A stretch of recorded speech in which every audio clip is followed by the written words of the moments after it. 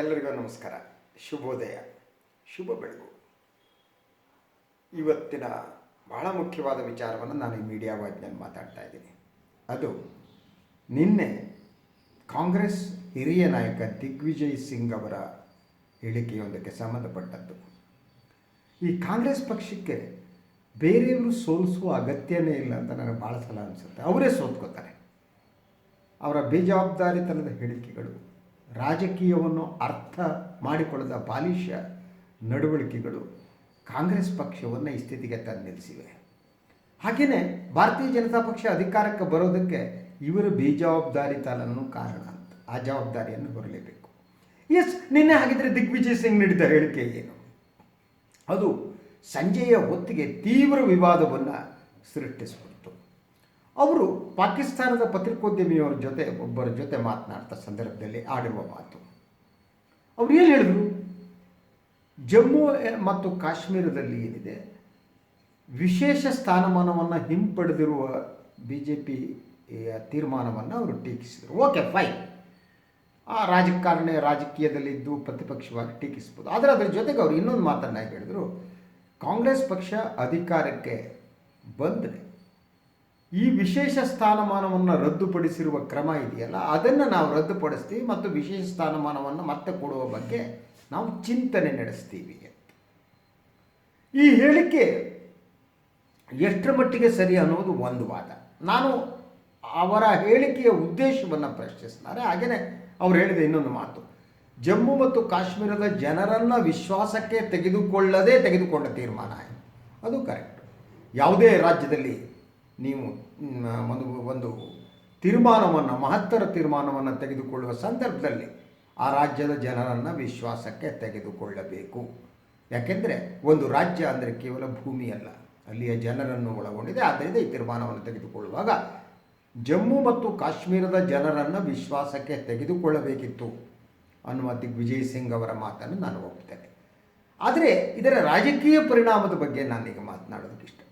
ಇದು ರಾಜಕೀಯವಾಗಿ ಇದು ಯಾವ ಪರಿಣಾಮವನ್ನು ಬೀರುತ್ತೆ ಅಂತ. ಒಬ್ಬ ರಾಜಕಾರಣಿ ರಾಜನೀತಿಜ್ಞನೂ ಆಗಬೇಕು ಅಂತ. He should not be simply petty politician. ರಾಜನೀತಿಜ್ಞನಾಗಿರಬೇಕು. ಇದು ರಾಜನೀತಿಜ್ಞನು ನೀಡುವ ಹೇಳಿಕೆಯಲ್ಲ ಅಂತ.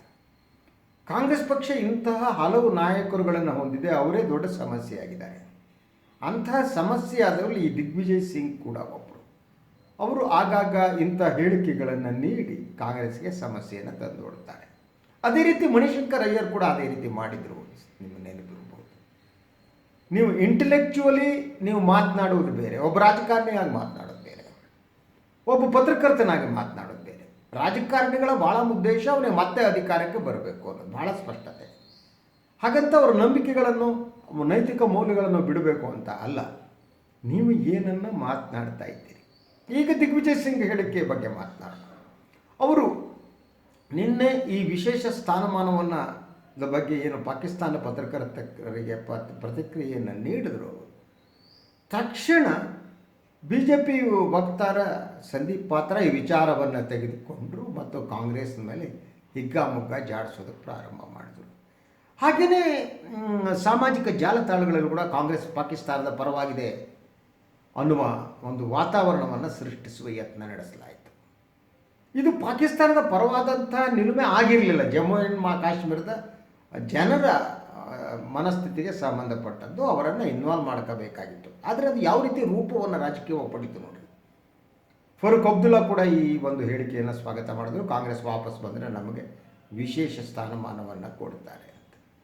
ಇದರ ಪರಿಣಾಮ, ರಾಜಕೀಯ ಪರಿಣಾಮ ಕಾಂಗ್ರೆಸ್ ಮೇಲೆ ಆಗುವುದು ಒಂದಾದರೆ, ಅದು ಈ ದೇಶದ ಮೇಲೆ ಯಾವ ರೀತಿ ಪರಿಣಾಮ ಬೀರುತ್ತೆ ಅನ್ನೋದು ಎರಡನೇದು.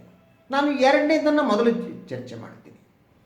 ಈಗಾಗಲೇ ಈ ಜಮ್ಮು ಮತ್ತು ಕಾಶ್ಮೀರದ ವಿಶೇಷ ಸ್ಥಾನಮಾನವನ್ನು ರದ್ದುಪಡಿಸಿದ ನಂತರದ ಬೆಳವಣಿಗೆಯಲ್ಲಿ ಅಂತಾರಾಷ್ಟ್ರೀಯ ಮಟ್ಟದಲ್ಲಿ ಭಾರತದ ಪರಿಸ್ಥಿತಿ ಹೇಗಿದೆ ಆಲೋಚನೆ ಮಾಡಿ ನೋಡಿ. ಇತ್ತೀಚಿನ ತಿಂಗಳುಗಳಂತೂ ಭಾರತದ ಪ್ರೆಸ್ಟೀಜ್ ಅಂತಾರಾಷ್ಟ್ರೀಯ ಮಟ್ಟದಲ್ಲಿ ದಿನದಿಂದ ದಿನಕ್ಕೆ ಕುಸಿತಾ ಇದೆ. Thanks to our prime minister and BJP government. ಇಂಥ ಸಿಚುವೇಷನ್ನಲ್ಲಿ ನೀವು ಮತ್ತೆ ಬೆಂಕಿಗೆ ತುಪ್ಪ ಹಾಕುವ ಕೆಲಸವನ್ನು ಇದ್ರ ಮೂಲಕ ಮಾಡಿದ್ದೀರಿ. ಇನ್ನು ದಿಗ್ವಿಜಯ್ ಸಿಂಗ್ ಈ ಹೇಳಿಕೆಯನ್ನು ಪಾಕಿಸ್ತಾನ ಅಂತಾರಾಷ್ಟ್ರೀಯ ವೇದಿಕೆಗಳಲ್ಲಿ ಬಳಸ್ಕೊಳ್ಳುತ್ತೆ. ಈ ಮೊದಲು ಕೂಡ ಕಾಂಗ್ರೆಸ್ನ ಕೆಲವು ನಿಲುಮೆಗಳನ್ನು ಪಾಕಿಸ್ತಾನ ಅಂತಾರಾಷ್ಟ್ರೀಯ ಮಟ್ಟದಲ್ಲಿ ಬಳಸ್ಕೊಂಡಿತ್ತು. ನಮ್ಮ ಜಗಳಗಳು ಏನಿವೆ, ನಮ್ಮ ಮೋದಿ ಜೊತೆಗಿನ ನಮ್ಮ ಜಗಳ ಇರ್ಬೋದು, ನಿಮ್ಮ ಜಗಳ ಇರ್ಬೋದು, ಯಾವ ಜಗಳ ಇರ್ಬೋದು, ಅದು ದೇಶದ ಒಳಗಡೆ ನಡಿಬೇಕು ಹೊರತು ಅಂತಾರಾಷ್ಟ್ರೀಯ ಮಟ್ಟದಲ್ಲಿ ಭಾರತದ ವಿರೋಧಿ ಶಕ್ತಿಗಳಿಗೆ ಗ್ರಾಸವನ್ನು ಒದಗಿಸುವ ಕೆಲಸವನ್ನು ಯಾರೂ ಮಾಡಕೂಡದು. ನಾವು ಆಂತರಿಕವಾಗಿ ಮೋದಿಯನ್ನು ವಿರೋಧಿಸಬಹುದು, ವಿರೋಧಿಸುವ ಹಕ್ಕು ನಮಗಿದೆ. ಆದರೆ ದೇಶದ ಪ್ರಶ್ನೆ ಬಂದಾಗ ಅಂತಾರಾಷ್ಟ್ರೀಯ ಮಟ್ಟದಲ್ಲಿ ದೇಶ ಇನ್ನಷ್ಟು ಕಷ್ಟಕ್ಕೆ ಸಿಲುಕುವ ಪರಿಸ್ಥಿತಿಯನ್ನು ನಾವು ನಿರ್ಮಿಸಬಾರದು. ಇದು ಬಹಳ ಮುಖ್ಯವಾದ್ದು. ನಾನು ಹೇಳ್ತಾ ಇದ್ದೆ, ಈ ಒಂದು 2-3 ಬಾರಿ ಪಾಕಿಸ್ತಾನ ಕಾಂಗ್ರೆಸ್ ಹೇಳಿಕೆಯನ್ನು ಬಳಸ್ಕೊಳ್ತು. ಇನ್ನು ವಿಶ್ವಸಂಸ್ಥೆಯಲ್ಲಿ ಭಾಷಣ ಮಾಡುವ ಸಂದರ್ಭದಲ್ಲಿ ಕೂಡ ಇಮ್ರಾನ್ ಖಾನ್ ಬಳಸ್ಕೊಂಡ್ರು. ಈಗ ದಿಗ್ವಿಜಯ್ ಸಿಂಗ್ ನೀಡಿರುವ ಈ ಹೇಳಿಕೆ ಇದೆಯಲ್ಲ, ಇದನ್ನು ಪಾಕಿಸ್ತಾನ ಬಳಸ್ಕೊಳ್ಳುತ್ತೆ. ಇವತ್ತಿನಿಂದ ಇನ್ನು ಪಾಕಿಸ್ತಾನದ ಬಹುತೇಕ ಮಾಧ್ಯಮಗಳಲ್ಲಿ ಈ ಬಗ್ಗೆ ಚರ್ಚೆ ಪ್ರಾರಂಭ ಆಗುತ್ತೆ. ದಿಗ್ವಿಜಯ್ ಸಿಂಗ್ ಅವರನ್ನು ಅಪ್ರಿಸಿಯೇಟ್ ಮಾಡ್ತಾ ಅವ್ರು ಹೇಳಿದ ಪ್ರಕಾರ ಭಾರತ ಸರ್ಕಾರ ಮಾಡಿದ ತಪ್ಪು ಅಂತ ಪಾಕಿಸ್ತಾನ ಮಾತನಾಡೋದು ಶುರು ಮಾಡುತ್ತೆ. ಬೇರೆ ಬೇರೆ ಅಂತಾರಾಷ್ಟ್ರೀಯ ವೇದಿಕೆಗಳಲ್ಲಿ ಈ ಬಗ್ಗೆ ಚರ್ಚೆ ಪ್ರಾರಂಭ ಆಗುತ್ತೆ. ಅದರಂತೆ ನೀವು ಬೇರೆ ಬೇರೆ ದೇಶಗಳಲ್ಲಿ ಬೇರೆ ಬೇರೆ ಸಂಘಟನೆಗಳಿವೆ, ಇದಕ್ಕೆ ವಿರೋಧ ಮಾಡ್ತಾ ಇರುವಂಥ ಸಂಘಟನೆಗಳೇನಿವೆಯಲ್ಲ, ಮಾನವ ಹಕ್ಕುಗಳ ಸಂಘಟನೆಯಿಂದ ಬೇರೆ ಬೇರೆ ಸಂಘಟನೆಗಳು, ಅವರು ಕೂಡ ಇದನ್ನು ಬರೆಸ್ಕೊಳ್ಳೋದು ಪ್ರಾರಂಭ ಮಾಡ್ತಾರೆ. ಆಗ ಅಲ್ಟಿಮೇಟ್ಲಿ ಇದರ ದುಷ್ಪರಿಣಾಮ ಈ ದೇಶದ ಮೇಲೆ ಆಗುತ್ತೆ. ಈಗಾಗಲೇ ಇತ್ತೀಚಿನ ತಿಂಗಳುಗಳಲ್ಲಿ ಭಾರತದ ಪ್ರತಿಷ್ಠೆ ಅಂತಾರಾಷ್ಟ್ರೀಯ ಮಟ್ಟದಲ್ಲಿ ಕುಸಿದೋಗಿದೆ. ಅದು ಕುಸಿಯುವಂತೆ ಮಾಡಿದ್ದು ಮೋದಿ ಸರ್ಕಾರ ಅನ್ನೋದ್ರಲ್ಲಿ ನನಗೇನು ಅನುಮಾನ ಇಲ್ಲ. ಆದರೆ ಅದಕ್ಕೆ ತುಪ್ಪ ಸುರಿಯುವ ಕೆಲಸವನ್ನು ಕಾಂಗ್ರೆಸ್ ಮಾಡ್ತಾ ಇದೆ. ನೀವು ರಾಜಕೀಯ ಕಾರಣಕ್ಕಾಗಿ ದೇಶದ ಹಿತಾಸಕ್ತಿಯನ್ನು ನೀವು ಬಲಿ ಕೊಟ್ಟಂತೆ ಆಗುತ್ತೆ ಅನ್ನೋದು ಕಾಂಗ್ರೆಸ್ ಅರ್ಥ ಮಾಡ್ಕೋಬೇಕು. ಅದರ ಜೊತೆಗೆ ನಾನು ಕಾಂಗ್ರೆಸ್ ಮೇಲೆ ಇದು ಯಾವ ಪರಿಣಾಮವನ್ನು ಬೀರುತ್ತೆ ಅನ್ನೋದ್ರ ಬಗ್ಗೆ ಮಾತನಾಡ್ತೀನಿ. ಏನು ಕಾಶ್ಮೀರದ ವಿಶೇಷ ಸ್ಥಾನಮಾನವನ್ನು ರದ್ದುಪಡಿಸುವುದ ಕ್ರಮ ಇದೆಯಲ್ಲ, ಅದು ಅಂತಾರಾಷ್ಟ್ರೀಯ ಮಟ್ಟದಲ್ಲಿ ಭಾರಿ ಚರ್ಚೆಗೆ ಒಂದು ಕಾರಣ ಆಯಿತು ಅನ್ನೋದು ನಮಗೆ ಗೊತ್ತಿದೆ. ಹಾಗೆಯೇ ಇದೊಂದು ಮಹಾನ್ ಸಾಧನೆ ಅಂತೇಳಿ ಭಾರತೀಯ ಜನತಾ ಪಕ್ಷ ಬಣ್ಣಿಸ್ತು. ಮೋದಿಜಿಯವರು ತಮ್ಮ ಬೆನ್ನನ್ನು ತಾವು ತಟ್ಟಿಕೊಟ್ರು.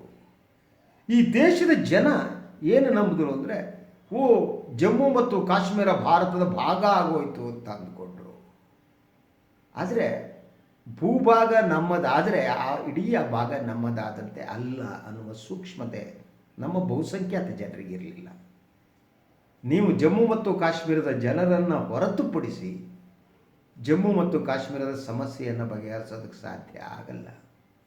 ಅಲ್ಲಿಯ ಜನರನ್ನು ಇನ್ವಾಲ್ವ್ ಮಾಡಿಕೊಂಡು ಬಗೆಹರಿಸಬೇಕು. ಆದರೆ ಅದು ಇನ್ವಾಲ್ವ್ ಮಾಡಲೇ ಇಲ್ಲ. ಅವರು ಅಲ್ಲಿಯ ಜನರನ್ನು ಪ್ರತ್ಯೇಕಿಸಿ ಭೂಭಾಗವನ್ನು ಸೇರಿಸುವ ಕೆಲಸ ಮಾಡಿದ್ರು. ಆದರೆ ನಮ್ಮ ಭಾರತೀಯರ ಮನೋಪಟಲದಲ್ಲಿ, ಅವರ ನಂಬಿಕೆಯ ಜಗತ್ತಿನಲ್ಲಿ ಭಾರತ ಅಂದರೆ ಒಂದು ಭಾರತ ಮಾತೆ, ಒಂದು ಮುಕುಟದಲ್ಲಿ ಕಾಶ್ಮೀರ ಇದೆ ಅಂತ ಸಾಮಾನ್ಯ ಜನ ನಂಬಿದ್ದಾರೆ. ನಾವು ಅದು ಅಲ್ಲ ಅಂತ ಅಂದ್ರೂ ಅವರು ನಂಬಲ್ಲ. ಒಂದು ದೇಶವನ್ನು ನೀವು ಜನರನ್ನು ಹೊರತುಪಡಿಸಿ ಆ ದೇಶವನ್ನು ನಾವು ರಿಕಗ್ನೈಸ್ ಮಾಡೋಕ್ಕಾಗಲ್ಲ ಅನ್ನೋದು ಕೂಡ ಜನ ನಂಬಲ್ಲ. ಈ ಕಾರಣದಾಗಿ BJP ಸರ್ಕಾರ ಮತ್ತು ಮೋದಿ ಸರ್ಕಾರ ಕೈಗೊಂಡ ತೀರ್ಮಾನ ಇದೆಯಲ್ಲ, ಈ ದೇಶದ ಜನ ಇದನ್ನು ಬಹುಸಂಖ್ಯಾತರು ಇದನ್ನು ಶ್ಲಾಘಿಸಿದರು. ಇದರಿಂದ ಮಹಾನ್ ಅದ್ಭುತವಾದ ಕೆಲಸ ಆಗುತ್ತೆ ಎಂದು ಈ ದೇಶದ ಜನ ನಂಬಿದ್ರು. ಭಿನ್ನಮತೀಯ ಉಗ್ರಗಾಮಿ ಚಟುವಟಿಕೆಗಳು ಕಾಶ್ಮೀರ ಕಣಿವೆಯಲ್ಲಿ ನಿಂತೋಗುತ್ತೆ ಅಂದ್ಕೊಂಡಿದ್ರು. ಪಾಕಿಸ್ತಾನದಿಂದ ನುಸುಳುವಂಥ ಉಗ್ರಗಾಮಿಗಳು ಇನ್ನು ಮುಂದೆ ಬರಲ್ಲ ಅಂತ ಅಂದ್ಕೊಂಡಿದ್ರು. ಅದು ಯಾವುದೂ ಆಗಿಲ್ಲ. ಕಾಶ್ಮೀರ ಕಣಿವೆಯಲ್ಲಿ ಭಯೋತ್ಪಾದಕ ಚಟುವಟಿಕೆಯ ಪ್ರಮಾಣ ಸ್ವಲ್ಪ ಕಡಿಮೆ ಆದರೂ ಕೂಡ ಅದು ನಿಂತಿಲ್ಲ. ಹಾಗೆಯೇ ಕಾಶ್ಮೀರ ಕಣಿವೆಯ ಜನಸಮುದಾಯ ಇದೆಯಲ್ಲ, ಜನಸಮುದಾಯದ ಒಳಗಡೆ ಬಹುಸಂಖ್ಯಾತರಲ್ಲಿರುವ ಭಾರತ ದ್ವೇಷ ಏನಿದೆ ಅದು ಕೂಡ ಕಡಿಮೆಯಾಗಿಲ್ಲ. ಅದನ್ನು ಕಡಿಮೆ ಮಾಡಬೇಕಾದ ಅನಿವಾರ್ಯತೆ ಇತ್ತು. ಈ ಎಲ್ಲ ಕಾರಣಗಳನ್ನು ಗಮನಿಸಿದಾಗ ಭಾರತದ ಬಹುಸಂಖ್ಯಾತ ಜನ ಏನಿದ್ದಾರೆ ಅವರು ನಾವು ಒಪ್ಪದೇ ಇದ್ದರೂ ಅವರು ಈ ವಿಶೇಷ ಸ್ಥಾನಮಾನವನ್ನು ರದ್ದುಪಡಿಸಿರುವ ಕ್ರಮವನ್ನು ಈ ದೇಶದ ಜನ ಒಪ್ಪಿಕೊಂಡಿದ್ದರು. ನಾನು ರಾಜಕೀಯ ಪರಿಣಾಮದ ಬಗ್ಗೆ ಮಾತನಾಡ್ತಾ ಇದ್ದೀನಿ. ರಾಜಕೀಯ ಪರಿಣಾಮ ಬೇರೆ, ನೈತಿಕವಾಗಿ ಬೇರೆ, ಸಾಮಾಜಿಕ ಪರಿಣಾಮ ಬೇರೆ, ನಮ್ಮ ಚಿಂತನಾ ಕ್ರಮದಲ್ಲಿ ಇದನ್ನು ನಾವು ವಿಶ್ಲೇಷಿಸುವ ನೋಡುವ ಕ್ರಮ ಬೇರೆ. ಇದೆಲ್ಲ ಬೇರೆ ಬೇರೆಯಾದ ಕ್ರಮಗಳು. ನಾನೀಗ ರಾಜಕೀಯ ಪರಿಣಾಮದ ಬಗ್ಗೆ ಮಾತನಾಡ್ತಾ ಇರುವಾಗ ದೇಶದ ಬಹುಸಂಖ್ಯಾತ ಜನ ಮೋದಿಯವರ ಈ ತೀರ್ಮಾನವನ್ನು ಶ್ಲಾಘಿಸುವ ಸಂದರ್ಭದಲ್ಲಿ ಪ್ರತಿಪಕ್ಷವಾದ ಕಾಂಗ್ರೆಸ್ ಇದನ್ನು ಟೀಕೆ ಮಾಡಿದರೆ ಕಾಂಗ್ರೆಸ್ ವಿರೋಧಿಸುವವರ ಸಂಖ್ಯೆ ಜಾಸ್ತಿ ಆಗುತ್ತೆ. ರಾಜಕೀಯವಾಗಿ ನಿಮ್ಗೇನು ಗೇನ್ ಆಗಲ್ಲ, ಯು ವಿಲ್ ಲೂಸ್. ಬಹುಸಂಖ್ಯಾತ ಜನ ಇನ್ನಷ್ಟು ಕಾಂಗ್ರೆಸ್ಸನ್ನು ದ್ವೇಷಿಸುವ ಸ್ಥಿತಿ ನಿರ್ಮಾಣ ಆಗುತ್ತೆ. ಮತ್ತೆ ಕಾಂಗ್ರೆಸ್ ಒಂದು ದೇಶಭಕ್ತ ಪಕ್ಷ ಅನ್ನೋದು ನನಗೆ ಅನುಮಾನನೇ ಇಲ್ಲ. ಕಾಂಗ್ರೆಸ್ ಹೋರಾಟ ಮಾಡಿ ಬಂದ ಪಕ್ಷ, ಆದರೆ ಅದನ್ನು ಮತ್ತೆ ದೇಶದ್ರೋಹಿ ಪಕ್ಷ ಅಂತೇಳಿ ಪಾಕಿಸ್ತಾನದ ಜೊತೆ ಸೇರಿಸಲಾಗುತ್ತೆ. ಆ ಯತ್ನ ಈಗಲೇ ಪ್ರಾರಂಭವಾಗಿದೆ. ಇದು ಮತದ ರಾಜಕಾರಣ, ಸತ್ಯದ ರಾಜಕಾರಣ ಅಲ್ಲ. ಗಾಂಧಿ ಕಾಲದ ಸತ್ಯದ ರಾಜಕಾರಣ ಅಲ್ಲ. ಇದು ನೀತಿಯ ರಾಜಕಾರಣ ಅಲ್ಲ. ಇದು ಮಾನವೀಯತೆಯ ರಾಜಕಾರಣ ಅಲ್ಲ. ಮನುಷ್ಯತ್ವದ ರಾಜಕಾರಣ ಅಲ್ಲ. ಇಂಥ ಪರಿಸ್ಥಿತಿಯಲ್ಲಿ ದಿಗ್ವಿಜಯ್ ಸಿಂಗ್ ಹೇಳಿಕೆ ನೀಡುವ ಮೂಲಕ ಕಾಂಗ್ರೆಸ್ಗೆ ಬಹುದೊಡ್ಡ ಅಪಚಾರವನ್ನು ಎಸಗಿದ್ದಾರೆ. ಈಗಾಗಲೇ ಜನಮಾನಸದಿಂದ ದೂರವಾಗುತ್ತಿರುವಂತಹ ಕಾಂಗ್ರೆಸ್ ಪಕ್ಷ ಇನ್ನಷ್ಟು ದೂರವಾಗುವ ಸ್ಥಿತಿಯನ್ನು ದಿಗ್ವಿಜಯ್ ಸಿಂಗ್ ಅಂತವರು ನಿರ್ಮಿಸ್ತಾರೆ. ಆದರೆ ಈ ಹೇಳಿಕೆಯ ನಂತರ ಕಾಂಗ್ರೆಸ್ ವಕ್ತಾರರು ಮಾತನಾಡ್ತಾ, ಇದು ದಿಗ್ವಿಜಯ್ ಸಿಂಗ್ ಅವರ ಈ ಹೇಳಿಕೆ ನಮಗೆ ಸಂಬಂಧಪಟ್ಟಿದ್ದಲ್ಲ, ಅದು ಪಕ್ಷದ್ದಲ್ಲ, ಅವರ ವೈಯಕ್ತಿಕ ಅನ್ನೋ ಮಾತು ಹೇಳಿದ್ರು. ಡ್ಯಾಮೇಜ್ ಕಂಟ್ರೋಲ್ ಮಾಡುವ ಯತ್ನ ನಡೀತು. ಆದರೆ ಅದು ಡ್ಯಾಮೇಜ್ ಕಂಟ್ರೋಲ್ ಆಗಲ್ಲ. ಇದರಿಂದ ಡ್ಯಾಮೇಜ್ ಆಗೋದಷ್ಟು ಆಗೋಗಿದೆ. ಇನ್ನು ಅದರ ಜೊತೆಗೆ ಮುಂಬರುವ ಚುನಾವಣೆಗಳಲ್ಲಿ ಭಾರತೀಯ ಜನತಾ ಪಕ್ಷಕ್ಕೆ, ಮೋದಿಗೆ, ಅಮಿತ್ ಶಾಗೆ, ಅವ್ರ ಕಂಪನಿಗೆ ಇನ್ನೊಂದು ಅಸ್ತ್ರವನ್ನು ಒದಗಿಸಿದ್ರಲ್ಲ ನೀವು. ಕಾಮನ್ ಸೆನ್ಸ್ ಇಲ್ವ ನಿಮಗೆ? ನೀವು ಅದನ್ನು ಮಾತಾಡದೆ ಕೂತ್ರೆ ಏನಪ್ಪ ನಿಮ್ಮ ಗಂಟು ಹೋಗ್ತಿತ್ತು? ಏನಾಗ್ತಿತ್ತು? ನೀವು ಅದು ಯಾರ ಹತ್ರ ಮಾತಾಡ್ತೀರಿ? ನೀವು ಪಾಕಿಸ್ತಾನ ಪತ್ರಕರ್ತರ ಜೊತೆ ನೀವು ಹೇಳ್ತಾ ಇದ್ದೀರಿ. ಅದು ಪಾಕಿಸ್ತಾನದಲ್ಲಿ ನಿಮ್ಗೆ ಪಾಪ್ಯುಲಾರಿಟಿ ಬೇಕಾ? ಆ ಹೇಳಿಕೆ ಪಾಕಿಸ್ತಾನದಲ್ಲಿ ಬಂದ ಕಡೆ ಪಾಕಿಸ್ತಾನದ ಬೆಂಬಲ ನಿಮಗೆ ಸಿಗ್ಬೋದು, ಆದರೆ ಕಾಂಗ್ರೆಸ್ ಪಕ್ಷ ಈ ದೇಶದ ಒಳಗಿನ ಬೆಂಬಲವನ್ನು ಕಳೆದುಕೊಳ್ಳುತ್ತೆ. ಇದು ಮುಂಬರುವ ಎಲ್ಲ ಚುನಾವಣೆಗಳ ಮೇಲೂ ಇದು ಪರಿಣಾಮ ಬೀರುತ್ತೆ. ಇದರ ಅರಿವು ಒಬ್ಬ ಹಿರಿಯ ನಾಯಕರಿಗಿಲ್ಲ. ಇದನ್ನು ಸುಸೈಡಲ್ ಅನ್ನೋದು ಇದನ್ನೇ. ಇದು ಆತ್ಮಹತ್ಯಾತ್ಮಕವಾದುದು. ಇದು ಒಂದು ರೀತಿ ಆತ್ಮಹತ್ಯೆ ಮಾಡಿಕೊಂಡಂತೆ. ನಮ್ಮ ತಾತ್ವಿಕ ನಿಲುವುಗಳ ನಡುವೆ ನಮಗೆ ರಾಜಕೀಯ ಜಾಣತನ ಬೇಕು. ಕಾಂಗ್ರೆಸ್ ಪಕ್ಷಕ್ಕೆ ರಾಜಕೀಯ ಜಾಣತನ ಬೇಕು, ಆದರೆ ಕಾಂಗ್ರೆಸ್ ರಾಜಕೀಯ ಜಾಣತನ ಇಲ್ಲದಂತೆ ವರ್ತನೆ ಮಾಡ್ತಾ ಇದೆ. ಸೊ ಈಗಲಾದರೂ ಕೂಡ ಬಹುಮುಖ್ಯವಾದ ವಿಚಾರಗಳಲ್ಲಿ ರಾಜಕೀಯ ಲೆಕ್ಕಾಚಾರ ಇರಲೇಬೇಕು. ನೀವು ರಾಜಕೀಯ ಲೆಕ್ಕಾಚಾರ ಇಲ್ಲದಿದ್ದರೆ ನೀವು ಈ ದೇಶದಲ್ಲಿ ಏನು ಈ ದೇಶಭಕ್ತಿ, ದೇಶದ್ರೋಹದ ಬೆಂಕಿಯನ್ನು ಹಚ್ಚಿಬಿಡಲಾಗಿದೆಯಲ್ಲ, ಅದಕ್ಕೆ ಹೋಗಿ ಪತಂಗಗಳಂತೆ ಹೋಗ್ಬಿಟ್ಟು ನಾಶ ಆಗೋಗ್ಬಿಡ್ತೀರಿ. ಜಾಣತನವಿಲ್ಲದ ರಾಜಕಾರಣ ಇದೆಯಲ್ಲ, ಅದು ನಿಮ್ಮನ್ನು ದಡಕ್ಕೆ ಸೇರಿಸಲಾರದು. ನಿಮ್ಮಲ್ಲಿ ರಾಜಕೀಯ ಜಾಣತನ ಇಲ್ಲದಿದ್ದರೆ ನೀವು BJPಯನ್ನು, ಮೋದಿಯನ್ನು, ಅಮಿತ್ ಶಾ ಅವರನ್ನು ಎದುರಿಸೋಕೆ ಸಾಧ್ಯ ಇಲ್ಲ. ಅದರ ಜೊತೆಗೆ ಅಂತಾರಾಷ್ಟ್ರೀಯ ಮಟ್ಟದಲ್ಲಿ ಭಾರತದ ಗೌರವವನ್ನು ಈಗಾಗಲೇ ನಾಶಪಡಿಸಲಾಗಿದೆ. ಇನ್ನಷ್ಟು ನಾಶವಾಗುತ್ತೆ. ಅಂತಾರಾಷ್ಟ್ರೀಯ ಮಟ್ಟದಲ್ಲಿ ಬೇರೆಯವರನ್ನು ಐಸೋಲೇಟ್ ಮಾಡೋದಕ್ಕೆ ಹೋದಂಥ ನಾವು ಐಸೋಲೇಟ್ ಆಗ್ತಾ ಇದ್ದೀವಿ. ನಾವು ಐಸೋಲೇಟ್ ಆದರೆ ಏನಾಗುತ್ತೆ? ದೇಶ ಐಸೋಲೇಟ್ ಆದರೆ ಏನಾಗುತ್ತೆ? ಕಾಂಗ್ರೆಸ್ಸು, BJPನೋ, JDS ನನಗೆ ಮುಖ್ಯ ಇಲ್ಲ. ಈ ಪಕ್ಷಗಳಿರ್ತವೆ, ನಾಶ ಆಗಿ ಹೋಗ್ತವೆ. ಈ ದೇಶ ನಿಜವಾದ ಅರ್ಥದಲ್ಲಿ ನನಗೆ ಮುಖ್ಯವಾದದ್ದು. ನಾನು ಈ ದೇಶದ ಒಬ್ಬ ನಾಗರಿಕನಾಗಿ, ದೇಶವನ್ನು ಪ್ರೀತಿಸುವವನಾಗಿ ನಾನು ಈ ಮಾತನ್ನು ಹೇಳ್ತೀನಿ. ದಿಗ್ವಿಜಯ್ ಸಿಂಗ್ ಅಂಥವರು ಕಾಂಗ್ರೆಸ್ ಪಕ್ಷಕ್ಕೆ ಇನ್ನಷ್ಟು ಹಾನಿಯನ್ನು ಉಂಟು ಮಾಡ್ತಾರೆ. ಭಾಳ ಮುಖ್ಯ ಆದರೆ ಇಂಥ ನಾಯಕರುಗಳು ಬಾಯಿ ಮುಚ್ಕೊಂಡು ಕೂತ್ಕೊಳ್ಳೋದು ಒಳ್ಳೆಯದು ಅಂತ ಹೇಳ್ತಾ ಇವತ್ತಿನ ಮೀಡಿಯಾ ವಾಚನ ಮುಗಿಸ್ತೀನಿ. ಎಲ್ಲರಿಗೂ ಒಳ್ಳೆಯದಾಗಲಿ. ನಮಸ್ಕಾರ.